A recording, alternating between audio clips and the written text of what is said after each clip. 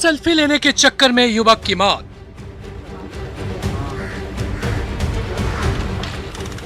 विचलित करने वाली ये तस्वीर जमशेदपुर की है, जहां खरकई नदी में सेल्फी लेने दो युवक उतरे। इसी दौरान एक युवक का पैर फिसल गया और नदी में जा गिरा। इसके पहले कि उसके साथी उसे संभालती, वो तेज धार में बहने लगा। हालांकि नदी किनारे मौजूद मछुआरों ने बहते युवक को बचाने की कोशिश की, लेकिन धार इतनी तेज थी कि मछुआरों की हिम्मत जवाब दे गई। नदी में डूब रहा युवक बार बार बचाने के लिए आवाज लगाता रहा और देखते ही देखते नदी में समा गया।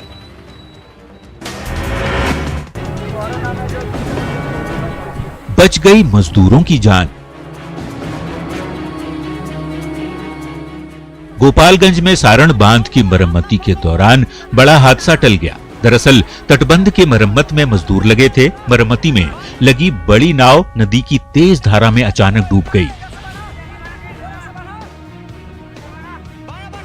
इस हादसे की तस्वीरें आप देख सकते हैं। देखिए कैसे मजदूर नाव पर सवार हो रहे हैं, लेकिन इसी बीच नदी की धारा तेज होती है और फिर चंद सेकंड में नाव जनरेटर सहित पानी की तेज धारा में समा जाती है।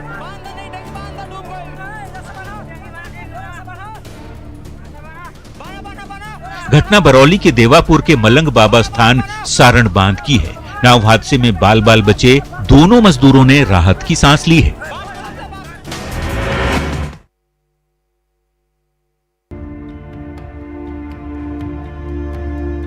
वैशाली के कई गांव पानी में डूबे।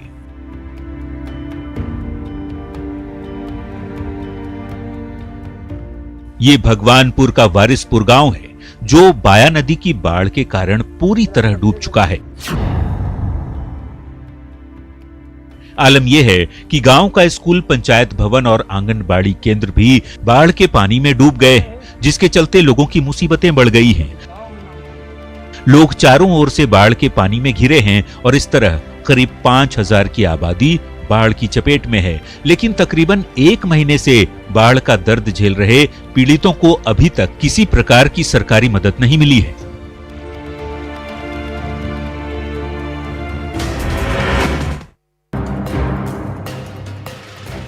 नाव से राशन वितरण।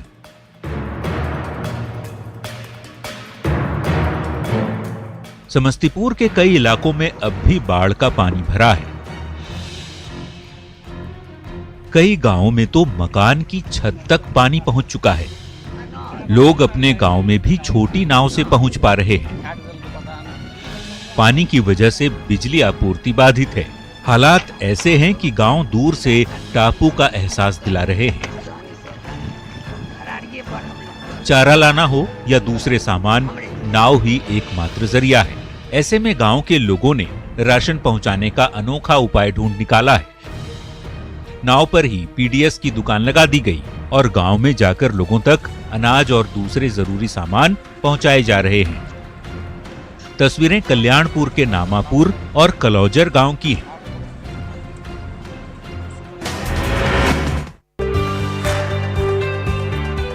बाढ़ पीड़ितों के लिए इज्जत घर। दरभंगा के कई इलाके बाढ़ प्रभावित हैं। गांव में पानी भरा है। ऐसे में पीड़ितों ने ऊंचे स्थानों पर शरण लिया हुआ है, जिनकी सबसे बड़ी समस्या है शौचालय। हर तरफ पानी है, ऐसे में परेशानी और बढ़ जाती है। लेकिन शीशों पश्चिमी पंचायत में इसको लेकर पहल की गई है। सड़क के किनारे जिला प्रशासन के सहयोग से कई शौचालय बनवाए गए हैं। जाहिर है इससे स्वच्छ भारत अभियान को बल मिल रहा है। गांव के लोग इसे इज्जत घर बताते हैं। पूरे टोला जहां पर जमीन का अभाव से हम लोग इंडिविजुअल टॉयलेट्स नहीं दे पा रहे हैं, उन टोलों का चिन्हित करके सामुदायिक शौचालय का निर्माण किया जा रहा है। पानी से परेशान शहर के लोग। मुजफ्फरपुर से बाढ़ का पानी उतर रहा है, लेकिन कई इलाकों में अब भी जल जमाव की स्थिति है। शहर के आदर्श ग्राम की ये तस्वीरें देखिए। लोग घरों में जाने के लिए जुगाड़ का सहारा ले रहे हैं।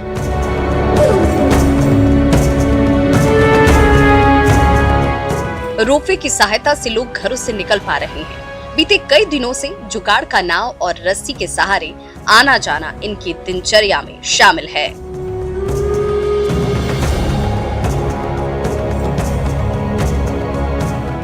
बहुत परेशान है, माने थक गए आते जाते। कम्युनिटी किचन से कोरोना का डर। मुजफ्फरपुर के कई इलाकों में बाढ़ से लोग प्रभावित हैं। गांव डूब जाने के बाद लोग ऊंची जगहों पर रहने को मजबूर हैं। ऐसे में बाढ़ प्रभावित इलाकों में प्रशासन द्वारा कम्युनिटी किचन संचालित किया जा रहा है, लेकिन यहां सोशल डिस्टेंसिंग का पालन नहीं हो रहा। बाढ़ पीड़ितों की भीड़ जुटाकर खाना बांटा जा रहा है।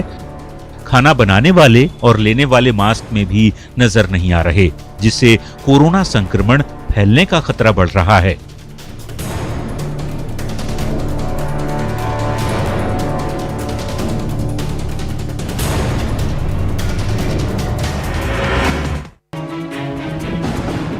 खतरे के निशान से ऊपर गंगा।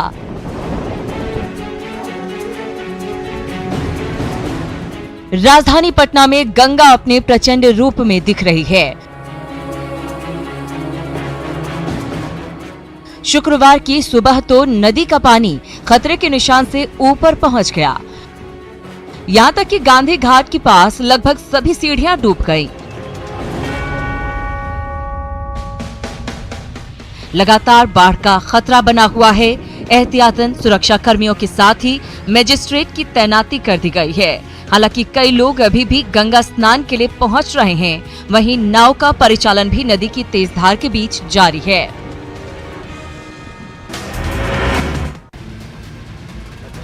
तेज धार के बीच नाव परिचालन।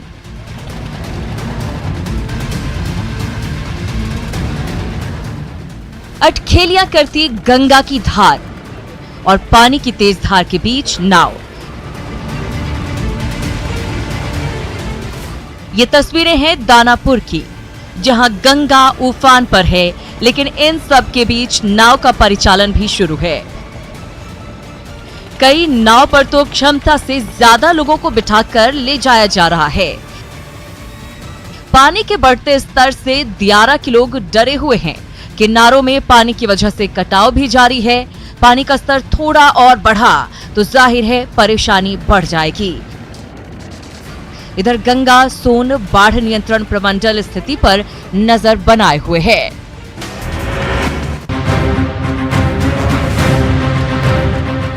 नए इलाकों में फैल रहा पानी। भागलपुर में गंगा उफान पर है। जलस्तर में लगातार इजाफा हो रहा है। नए इलाकों में गंगा का पानी फैलना शुरू हो चुका है। निचले शहरी इलाकों में पानी आने से बाढ़ के हालात हो गए हैं। इन इलाकों में नाव का परिचालन भी शुरू है। कई लोग नाव के सहारे सुरक्षित स्थानों की ओर जा रहे हैं। बाबा बूढ़ानाथ मंदिर के पास तक गंगा का पानी पहुंच चुका है।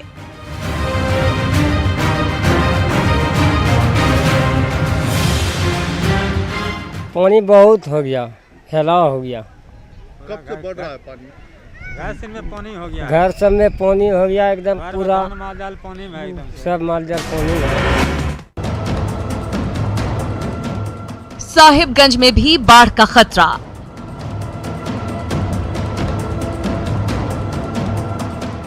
गंगा खतरे के निशान से 1 मीटर ऊपर बह रही है। दियारा के कई गांव जलमग्न हो चुके हैं। यहां तक कि शहरी इलाकों में भी गंगा का पानी घुस गया है। लोग निचले इलाके में आने जाने के लिए नाव का प्रयोग कर रहे हैं। बाढ़ प्रभावित क्षेत्रों में कुल 61 राहत शिविर बनाए जाने हैं। साथ ही राहत सामग्रियों के सभी सामानों की आपूर्ति सुनिश्चित कर ली गई है।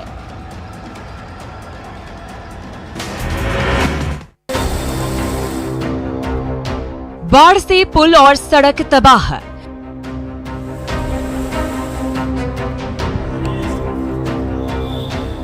छपरा के कई इलाकों से बाढ़ का पानी तो निकल रहा है, लेकिन अब बाढ़ से तबाही की तस्वीरें भी सामने आ रही हैं।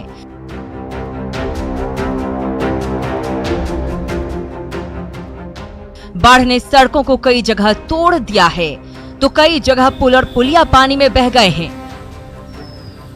परसा में लोगों की परेशानी बढ़ गई है। कई जगह लोग बिजली का खंभा रखकर आवागमन कर रहे हैं। मरार समेत कई पंचायतों में लोग अब भी पानी से घिरे हुए हैं। रोड टूटल बा, माने पूरा समझे के क्लियर बा। पुल बा टूट कर साफ खत्म बा हो गल। पुल का आगे भी टूटल बा, पाछे भी टूटल बा। सुकून दे रही ये तस्वीरें ऊंचाई से गिरती पानी की तेज धार। जी हां, जोरदार बारिश के चलते कांके डैम पूरी तरह भर चुका है। डैम पर दबाव कम करने के लिए तीसरी बार कांके डैम का डिस्चार्ज गेट खोला गया है। 47 लाख गैलन पानी की हर दिन सप्लाई की क्षमता वाला डैम पिछले 3 साल से पानी की कमी से जूझ रहा था और कई बार सूखने की स्थिति हो गई थी।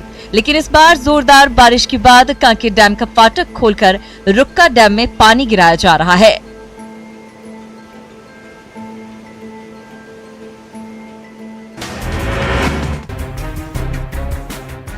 तैंतीस साल से आश्वासन ही आश्वासन। ये तस्वीरें मधुबनी जिले के घोघरडीहा प्रखंड की हैं। यहां भुतही बलान नदी से घिरे करीब आधा दर्जन गांव के लोग अभी भी नाव और चचरी पुल के सहारे ही आवाजाही करने को मजबूर हैं। 1987 से पहले तक इन गांवों का मुख्य सड़क से संपर्क था, लेकिन 1987 में आई भीषण बाढ़ में भुतही बलान नदी कई धाराओं में बट गई और पुल सहित कई पक्के सड़क को भी बहा ले गई। उसके बाद पिछले 33 सालों में चुनाव दर चुनाव पुल बनवाने का आश्वासन तो मिलता रहा, लेकिन जमीनी हकीकत जस की तस ही रही। ऐसे में यहाँ के लोगों को गांव से बाहर निकलने के लिए नाव का ही सहारा है। ये हाल तब है जब सीएम ने खुद पुल बनाने की घोषणा की थी। मॉनसून से डरते हैं किसान।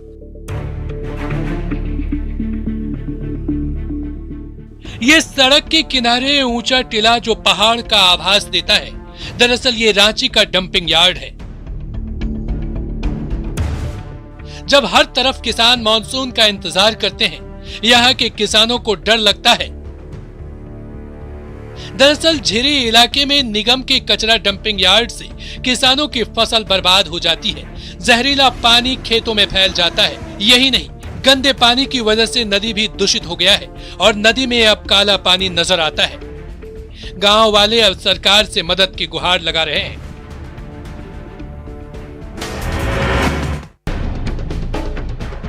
चचरी पुल के सहारे ही जिंदगी।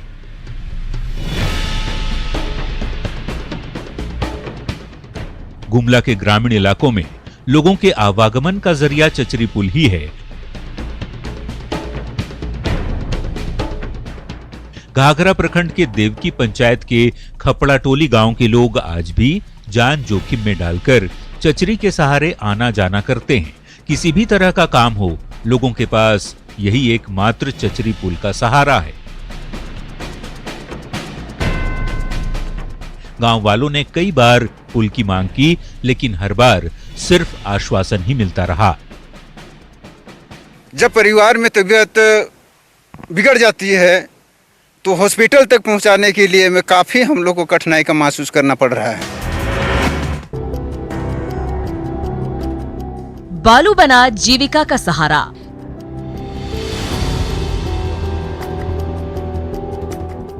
गोड्डा में कई लोग बालू ढोकर आजीविका चला रहे हैं। जी हां, वैश्विक महामारी के दौर में कई लोगों के रोजगार छिन गए।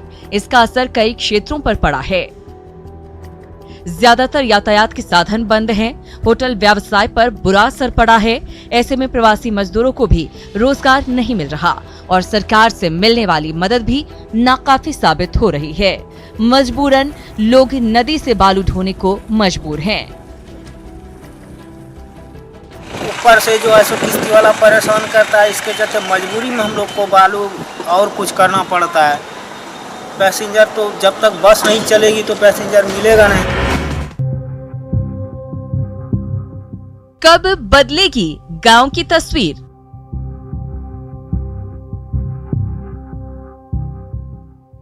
ये गलियां खास हैं। ये गांव ऐतिहासिक है। जी हां, यहीं जन्म हुआ था उस्ताद बिस्मिल्लाह खां साहब का। 21 मार्च 1916 को जन्मे खां साहब को कई सम्मान मिले। 21 अगस्त 2006 को बिस्मिल्लाह खां दुनिया को अलविदा कह गए, लेकिन गांव अभी बदहाल है। वादे कई किए गए, लेकिन हालात नहीं बदले। हालांकि स्थानीय विधायक का कहना है कि जल्द ही बिस्मिल्लाह खां के नाम पर विश्वविद्यालय बनवाया जाएगा, साथ ही स्मृति भवन का निर्माण भी होगा। बिस्मिल्लाह खां यूनिवर्सिटी के लिए आपका जमीन संस्कृति विश्वविद्यालय के लिए दे दिया गया है। पुलिस गिरफ्त में लुटेरी दुल्हन।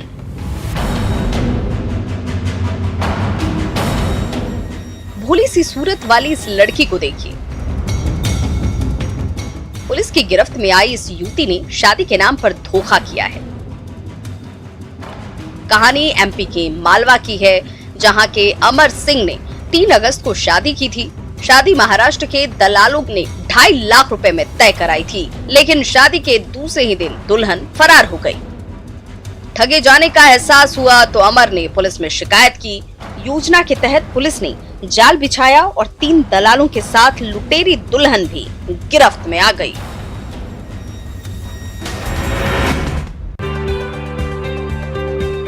सही तालीम हो तो मिट्टी बन सकती है सोना।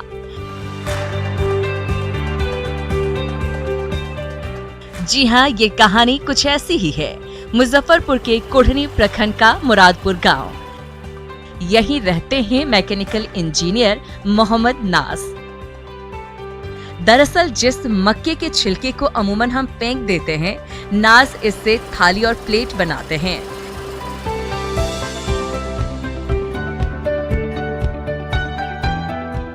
जी हाँ, इसके लिए नाज ने अपने घर में वर्कशॉप तैयार किया है।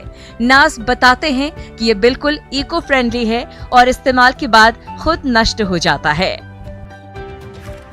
कभी भोज वगैरह में या फिर होटल वगैरह में थर्मोकॉल पे प्लास्टिक के बर्तन में खा लेता है या प्लास्टिक के बर्तन में चाय वगैरह पी लेता है, तो इससे कैंसर की संभावना बढ़ जाती है। तो मेरे दिमाग में हंट कर गया कि भाई इसके बारे में कुछ काम करना चाहिए।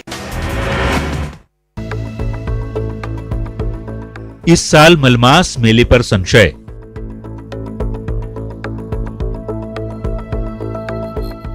अंतर्राष्ट्रीय पर्यटन स्थल राजगीर में हर 3 साल पर मलमास मेला लगता है। इस बार भी 18 सितंबर से 16 अक्टूबर तक मेला प्रस्तावित है, लेकिन कोरोना को लेकर इस पर ग्रहण लगता दिख रहा है। हाल ये है कि दुकानें, बाजार और मंदिर सब जगह सन्नाटा है। मेले की तैयारी 2 महीने पहले ही शुरू हो जाती थी, लेकिन इस बार कोई सुगबुगाहट नहीं दिख रही। इस बार 18 सितंबर से 16 अक्टूबर तक चलने वाली मलमास मेला अधर में अटका है। एक कोविड-19 के वजह से ये लग रहा है कि इस बार जिस प्रकार हर बार मनाया जाता था, इस बार नहीं है।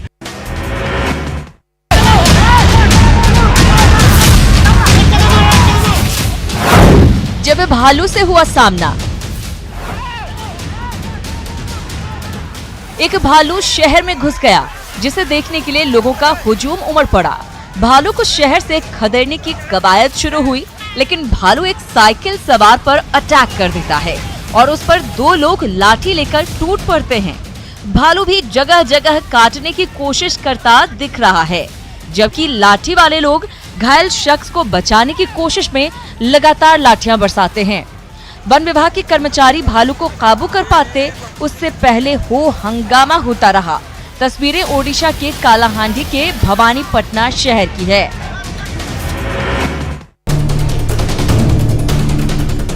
जब सैर पर निकले 40 हाथी।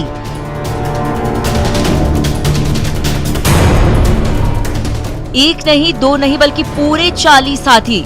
जी हां, हाथियों के झुंड की ये तस्वीर ओडिशा के ढेंकानाल से आई है, जहां ये हाथी NH 55 को पार कर जंगल की एक तरफ से दूसरी तरफ जा रहे हैं। हाथियों के इस झुंड में उनके बच्चे भी हैं।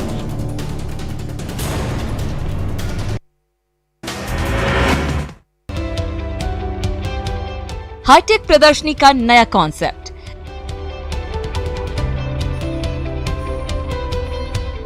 तस्वीरें श्रीनगर की हैं, जहां फोटो की प्रदर्शनी के लिए ऑनलाइन आर्ट गैलरी बनाई गई है। कोरोना काल में कला प्रदर्शन का ये नया कॉन्सेप्ट है, जिसमें इंटरनेट के जरिए देश से लेकर विदेश तक के दर्शकों तक पहुंचाया जा रहा है। दरअसल गयूर आर्ट फाउंडेशन ने कोरोना की महामारी को देखते हुए ऑनलाइन फोटो प्रदर्शनी का फैसला लिया, जिसके बाद इस प्रदर्शनी से कई देशों के प्रतिभागी जुड़ गए। भले ही इस आर्ट गैलरी में दर्शक और प्रतिभागी नदारद हैं, लेकिन इंटरनेट के जरिए दुनिया भर में इसे पसंद किया जा रहा है।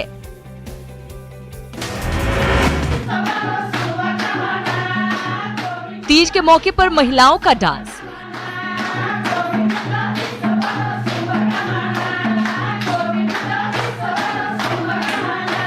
नेपाल में भी सोशल डिस्टेंसिंग के साथ महिलाएं तीज का त्योहार मनाती नजर आई।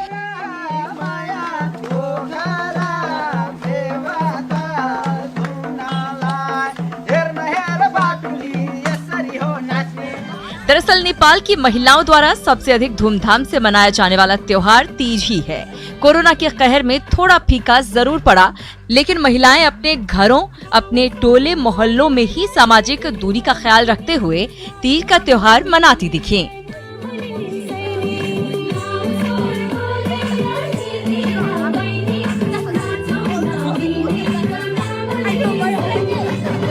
कोविड अस्पतालों में कार्यरत महिला डॉक्टर्स और नर्स पीपीई किट पहनकर, मास्क लगाकर तीज पर भी कोरोना से बचने के उपाय बताते हुए गीत गाती नजर आई।